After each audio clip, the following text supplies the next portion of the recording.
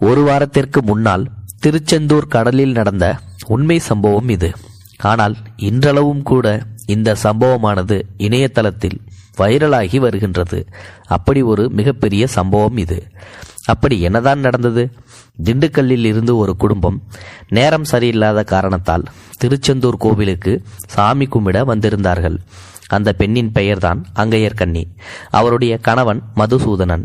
கோவிலுக்கு போவதற்கு முன்பு கடலில் புனித நீராடிவிட்டு போகலாமே என்று நினைத்து இருவரும் கடலுக்குள் இறங்கினார்கள். திருச்செந்தூர் கடற்கரையில் ஒரு ஓரமாக நின்று கடலில் குளித்து கொண்டிருந்தார் அந்த பெண். ஏதோ ஒரு நொடியில் அவர் அணிந்திருந்த 5 பவுன் தங்க தாலி எப்படியோ அவரையும் அறியாமல் கழுத்திலிருந்து நழுவி கடலுக்குள் விழுந்துவிட்டது. ஓ என்று கத்தினார் அந்த பெண். என்ன செய்வதென்று தெரியாமல் பதறி துடித்தார் அருகில் நின்ற கணவர். ஆனால் இப்படி ஒரு சம்பவம் நடக்கும் என்று அவர்கள் எதிர்பார்க்கவே இல்லை. இவர்கள் எழுப்பிய கூக்குரலை கேட்டு அருகில் நின்ற அனைவரும் ஓடி வந்தனர். என்னம்மா, என்னாச்சு என்று கேட்டார்கள். 5 பவுன் தாலிங்க கடலுக்குள்ள விழுந்துருச்சுங்க என்று மூச்சிறைக்க அந்த பெண் சொல்ல, அடுத்த நொடியே அந்த பதட்டமும் பரபரப்பும் அங்கே நின்றிருந்த அத்தனை பேரையும் தொற்றிக்கொண்டது. அந்த பெண்ணின் 5 பவுன் சங்கிலியை தேடும் முயற்சியில் அனைவருமே தீவிரமாக ஈடுபட்டார்கள். நேரமாக ஆக கரையில் தேடிக்கொண்டிருந்தவர்களின் நம்பிக்கை குறைந்து கொண்டே வந்தது. கடல் அலையின் சீற்றம் கூடிக்கொண்டே போனது. அவ்வளவுதான், இனி அந்த தங்கச்சங்கிலி கிடைக்க வாய்ப்பே இல்லை என்றும் சொன்னதும் அந்த பெண் தேம்பி தேம்பி அழ ஆரம்பித்து விட்டார். அருகில் நின்ற கணவனும் கூட கண் கலங்கினார். இருவரும் கலங்கியபடி புலம்பினார்கள். ஏற்கனவே குடும்பத்தில் ஏகப்பட்ட பிரச்சனைகள். அதற்காகத்தான் திருச்செந்தூர் கோவிலுக்கே வந்தோம். இப்படிப்பட்ட இந்த நிலையில் வந்த இடத்தில் இப்படி ஒரு பிரச்சனையா? மதுசூதனன் தன்னுடைய கண்களை துடைத்தபடி தன் மனைவியை பார்த்து சொன்னார், எங்க போனாலும் நம்மோட விதி நம்மளை விடுறதே இல்ல. சரிவா, நமக்கு அதிர்ஷ்டம் அவ்வளவுதான், ஊருக்கு போறப்படலாம். அங்கையர்கண்ணி இன்னும் அதிகமாக அழுதபடி, மாட்டேன், என்னுடைய தாலி கிடைக்கும் வரை யார் சொன்னாலும் நான் இந்த இடத்தை விட்டு நகரவே மாட்டேன். அந்த பெண்ணின் மன உறுதியை கண்டு அங்கே நின்றிருந்தவர்கள் ஆச்சரியப்பட்டு போனார்கள். அந்த நகை கடலுக்குள் விழுந்து பல மணி நேரமாகிவிட்டது. அந்த தாலியை எந்த அலை எங்கே கொண்டு போனதோ யாருக்கு தெரியும்? ஒருவேளை கடற்கரையில் நின்றிருந்த அந்த கூட்டத்தில் யாரோ ஒருவர் கையில் அந்த தங்க சங்கிலி கிடைத்திருந்தாலும் கூட அவர்கள் திருப்பி கொண்டு வந்து கொடுக்கவா போகிறார்கள்? வாய்ப்பே இல்லை. இது அங்கே நின்றிருந்த அனைவருக்கும் புரிந்தது. அந்த பெண் அங்கையர்கண்ணியை தவிர முழு நம்பிக்கையோடு சொன்னார், அங்கையர்கண்ணி கிடைக்கும், நிச்சயமா என் தாலி எனக்கு கிடைக்கும், எப்படியாவது எனக்கு என் தாலி கிடைக்கும். இந்த நேரத்தில் மதுசூதனனுக்கு தற்செயலாக ஒரு போன் கால் வந்தது. திண்டுக்கல்லில் இருந்து நண்பர் ஒருவர் அழைத்தார். மிக மிக முக்கியமான பிரமுகர் அவர்.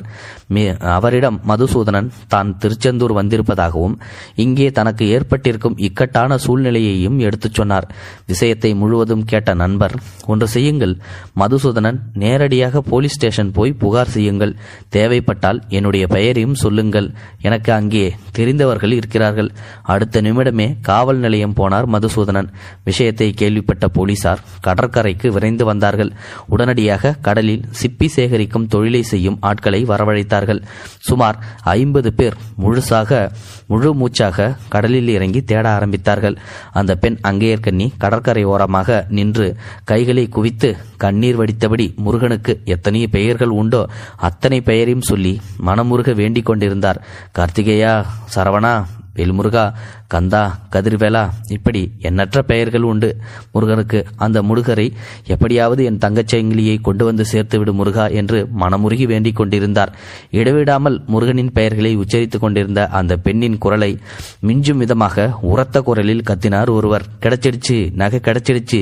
எல்லோர் கண்களும் குரல் வந்த திசையை நோக்கி திரும்பின.